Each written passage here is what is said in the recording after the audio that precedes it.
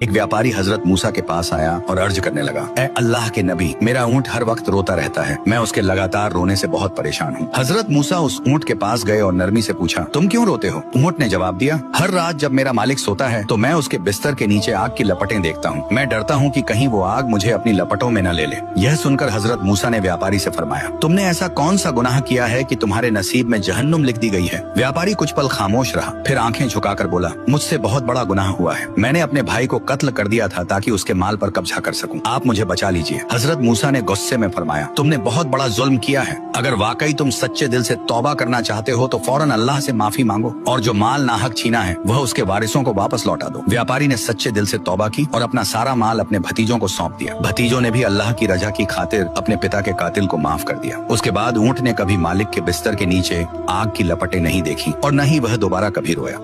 एक व्यापारी हजरत मूसा के पास आया और अर्ज करने लगा, ए अल्लाह के नबी, मेरा ऊंट हर वक्त रोता रहता है। मैं उसके लगातार रोने से बहुत परेशान हूँ। हजरत मूसा उस ऊंट के पास गए और नरमी से पूछा, तुम क्यों रोते हो? ऊंट ने जवाब दिया, हर रात जब मेरा मालिक सोता है तो मैं उसके बिस्तर के नीचे आग की लपटें देखता हूँ। मैं डरता हूँ कि कहीं वो आग मुझे अपनी लपटों में न ले ले। यह सुनकर हजरत मूसा ने व्यापारी से फरमाया, तुमने ऐसा कौन सा गुनाह किया है कि तुम्हारे नसीब में जहन्नुम लिख दी गई है? व्यापारी कुछ पल खामोश रहा, फिर आंखें झुकाकर बोला, मुझसे बहुत बड़ा गुनाह हुआ है। मैंने अपने भाई को कत्ल कर दिया था ताकि उसके माल पर कब्जा कर सकूं। आप मुझे बचा लीजिए। हजरत मूसा ने गुस्से में फरमाया, तुमने बहुत बड़ा जुल्म किया है। अगर वाकई तुम सच्चे दिल से तौबा करना चाहते हो तो फौरन अल्लाह से माफी मांगो और जो माल नाहक छीना है वह उसके वारिसों को वापस लौटा दो। व्यापारी ने सच्चे दिल से तौबा की और अपना सारा माल अपने भतीजों को सौंप दिया। भतीजों ने भी अल्लाह की रजा की खातिर अपने पिता के कातिल को माफ कर दिया। उसके बाद ऊंट ने कभी मालिक के बिस्तर के नीचे आग की लपटें नहीं देखी और न ही वह दोबारा कभी रोया।